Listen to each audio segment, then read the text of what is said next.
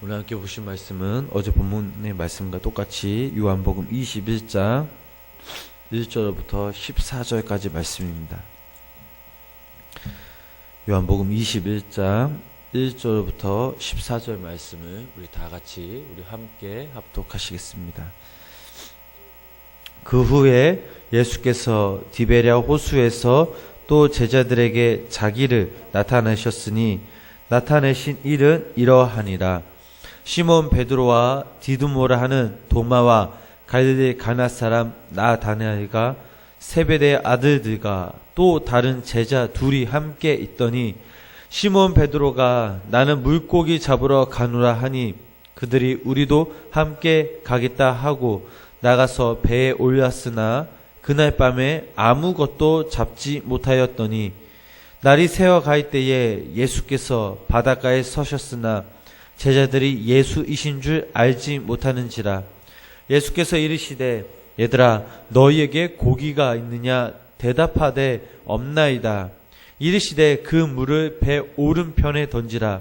그리하면 잡으리라 하시니 이에 던졌더니 물고기가 많아 그물을 들 수 없더라. 예수께서 사랑하시는 그 제자가 베드로에게 이르되 주님이시라 하니 시몬 베드로가 벗고 있다가 주님이라 하는 말을 듣고 겉옷을 두른 후에 바다로 뛰어내리러다. 다른 제자들은 육지에서 거리가 불과 한 50칸쯤 되므로 작은 배를 타고 물고기 든 그물을 끌고 와서 육지에 올라보니 숯불이 있는데 그 위에 생선이 놓였고 떡도 있더라. 예수께서 이르시되 지금 잡은 생선을 좀 가져오라 하시니 시몬 베드로가 올라가서 그물을 육지에 끌어올리니 가득히 찬 물고기가 153마리라. 이같이 많으나 그물이 찢어지지 아니하였더라. 예수께서 이르시되 와서 조반을 먹으라 하시니 제자들이 주님이신 줄 아는 고로 당신이 누구냐 감히 묻는 자가 없더라.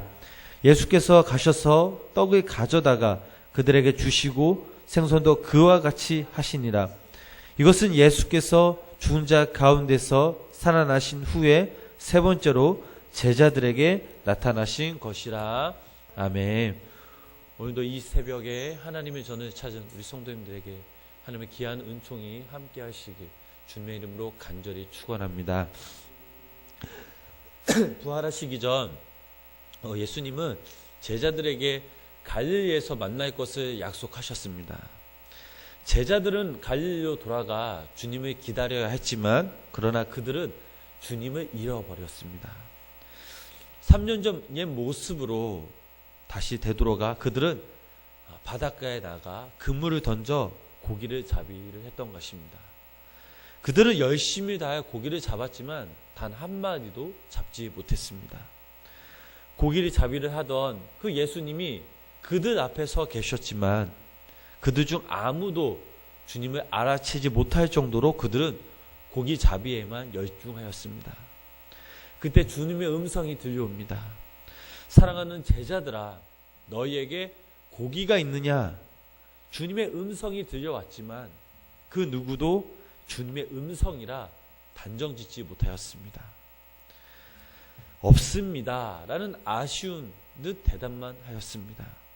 다시 주님은 그들에게 그물을 배 오른편에 던지라 그리하면 잡으리라 말씀하시자마자 이 제자들은 배 오른편에 그물을 던졌을 때에 물고기가 많아서 그물을 들을 수 없다라고 성경에 나타나 있습니다.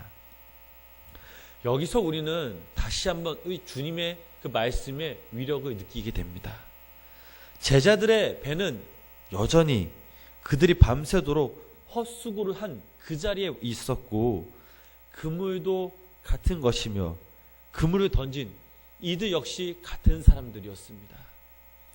다만 달라진 것이 있다면 주님께서 말씀하시기 이전에는 그들의 경험에 의해 던졌지만 지금은 예수님의 말씀을 듣고 던졌더니 그물이 찢어질 만큼 고기를 많이 잡을 수 있었습니다. 이런 사실을 통해 우리가 깨닫는 것이 무엇입니까? 바로 누구나 인생을 살아가다 보면 성공한 삶을 원할 것입니다. 이것은 지극히 정상적인 사고입니다. 한결같이 자신의 삶 가운데 만족 혹은 성공을 추구하기도 합니다. 오늘날에는 특히 이러한 마음과 욕구들이 너무나 열망적입니다. 그러나 여기서 중요한 사실은 성경적인 방법이 아니라면 부분적으로는 도움이 될 수 있지만 100% 완벽한 그 인생의 성공을 보장할 수 없다라는 것입니다. 하나님을 믿는 사람들이라면 누구나 하나님의 말씀을 의지하고 행해야 될 줄 믿습니다.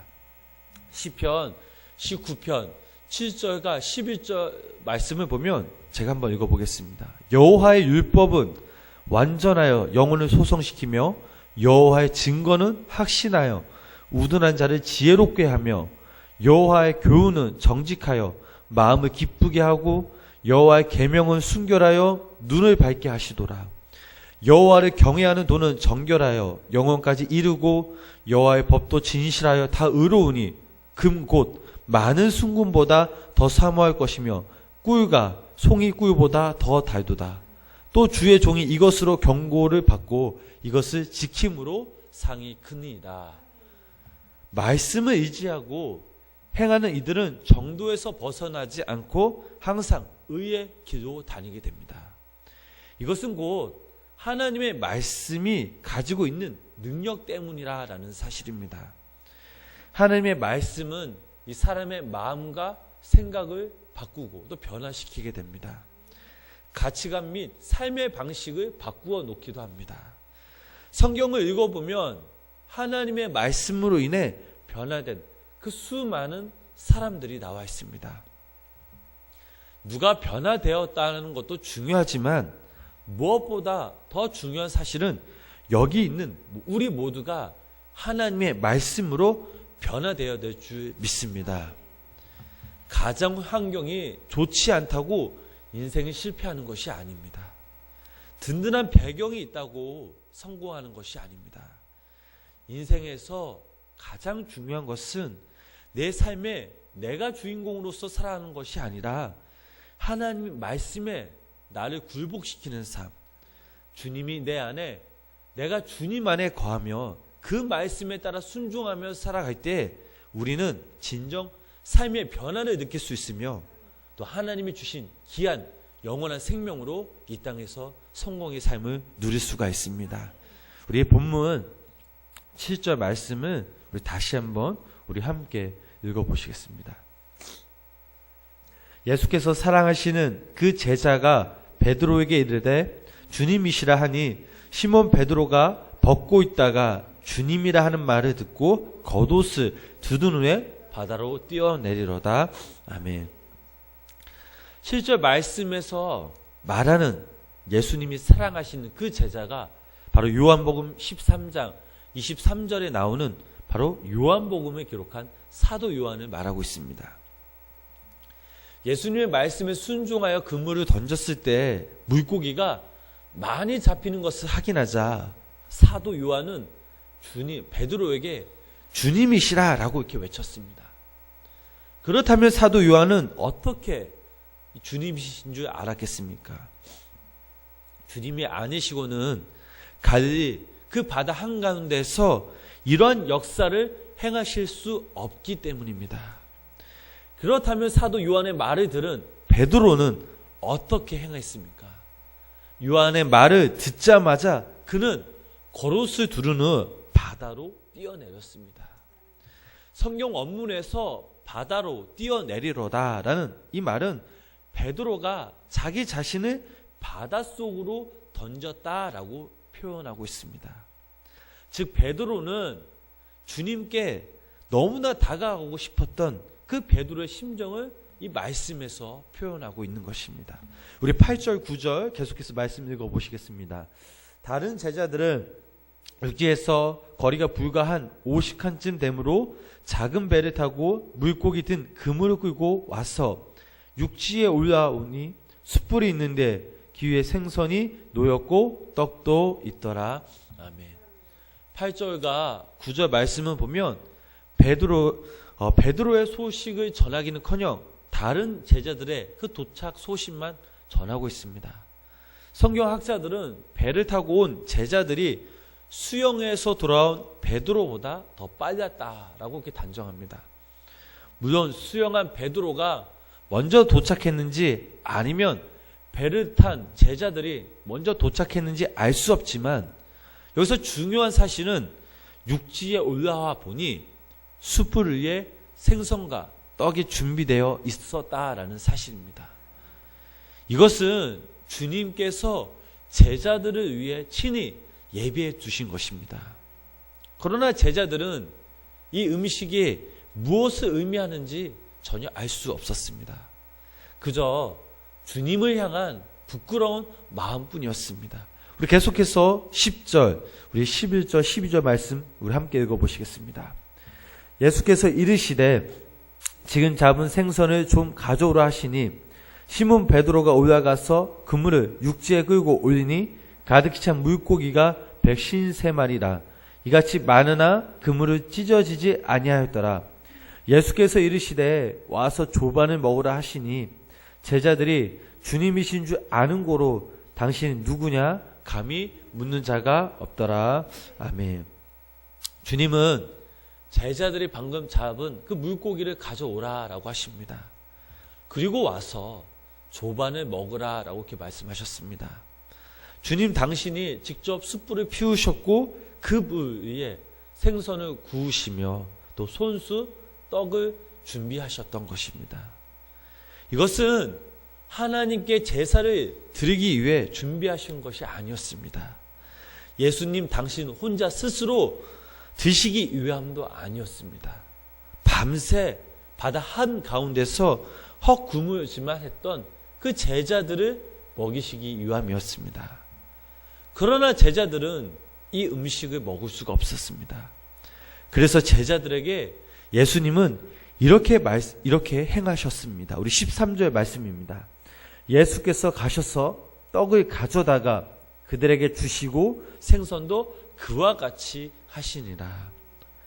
예수님이 준비하신 음식에 제자들은 감히 손을 댈 수 없어서 그래서 주님이 직접 손수 떡과 생선을 가져다 주시고 나누어 주시기까지 하였습니다.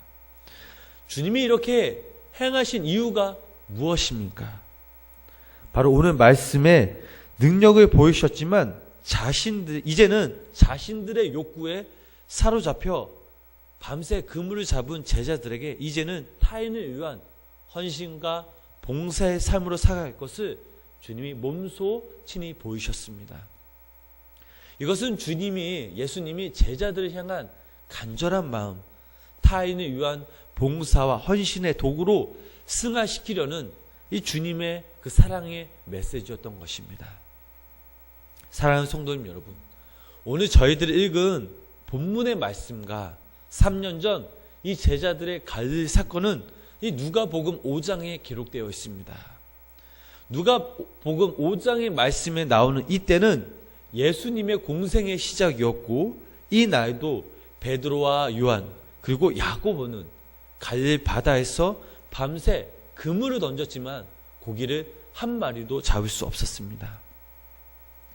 이때에도 주님께서는 이들에게 깊은 데로 가서 물고기를 잡으라라고 이렇게 말씀하셨습니다. 제자들은 주님의 말씀에 순종하여 깊은 데로 그물을 내려 올렸을 때 이들은 놀라움으로 가득 찰 수밖에 없었습니다. 왜냐하면 물고기가 너무나 가득 걸려있기 때문입니다. 3년이라는 시간의 텀을 두고 두 사건은 장소와 인물과 이 사건의 전개 과정 등 모두 아주 동일합니다. 똑같은 사건이 똑같은 장소에서 같은 인물에게 반복된 것입니다. 그렇다면 왜 이 두 사건이 반복되었을까요? 이 두 사건들이 말하는 깊은 그 하나님의 뜻은 무엇일까요? 바로 우리의 인생을 보면 우리의 인생 역시 반복되는 인생이라는 사실입니다. 어제와 오늘, 내일이 있고 또 오늘 아침 새벽에 눈을 비비고 일어나 씻고 밥을 먹고 직장에 나가 열심히 일을 하고 또 밤에 집에 돌아와 씻고 잠을 자듯이 우리의 인생은 마치 반복된 인생이라는 사실입니다. 반복된 인생이지만 우리는 이 인생 가운데 참된 의미를 찾아야 하고 또 추구해야 될 줄 믿습니다. 참된 의미, 그것이 바로 무엇입니까? 그것은 바로 예수 그리스도라는 사실입니다. 그렇다면 그 참된 의미를 우리에게 보여준 예수님은 어떻게 사셨습니까? 예수님 역시 이 땅에서 반복된 인생을 사셨지만 무엇보다 하나님의 말씀을 의지하고 하나님의 말씀을 따르며 순종하며 사셨다라는 사실입니다. 또한 그 인생 가운데 타인을 위한 봉사와 섬김의 정신으로 십자가의 그 사랑으로 많은 사람들에게 귀한 본이 되셨습니다. 오늘 주님께서는 우리를 이 땅 가운데 또 이 자리, 이 예배당 가운데 저희들을 부르셨습니다. 그리고 우리를 위해 친히 조반을 준비하셨습니다. 오늘 주님께서는 저희들에게 말씀하고 계십니다. 하나님의 말씀을 의지하라. 하나님의 말씀에 따라 순종하라. 또 내가 너희를 위하여 십자가에 못 박혀 내 생명을 너희에게 준 것처럼 너희들도 이 땅에서 십자가의 사랑을 타인에게 섬김과 봉사의 삶으로 살아갈 것을 오늘도 이 시간 저희들에게 촉구하고 계십니다. 이와 같은 삶을 살아갈 때 참되고 영원한 생명이 있음을 친히 밝혀주고 계십니다. 성도님 여러분, 우리는 이제 이 땅에서 이러한 삶을 살아가야 될 줄 믿습니다. 우리가 이렇게 살아가야 하는 것은 분명 우리의 선택이자 책임입니다. 물론 이것은 우리의 자유입니다. 어떠한 선택을 하든 분명한 책임이 뒤따르고 있음을 알아야 합니다. 아무도 없는, 아무것도 잡히지 않는 갈릴 바다로 가든지 아니면 주님의 사랑 임한 곳에 가서 섬김과 봉사의 삶으로 또 하나님의 말씀에 따라 의지하는 삶으로 살아가는 것은 분명 우리의 선택입니다. 우리는 분명 이러한 선택의 삶을 부여받았고 또 이렇게 우리가 선택하여 살아갈 의무가 있습니다. 그러므로 우리 성도님들도 오늘 하루 우리의 삶 가운데 예수님의 사랑으로 또 섬김과 봉사의 정신으로 또 하나님의 말씀에 따라 의지하며 순종하며 살아가실 때 오늘 하루도 주님이 주신 능력과 힘과 또 지혜로 말미암아 복된 하루 살아가시길 주님의 이름으로 간절히 축원합니다. 기도하시겠습니다. 우리를 이끄시는 주님,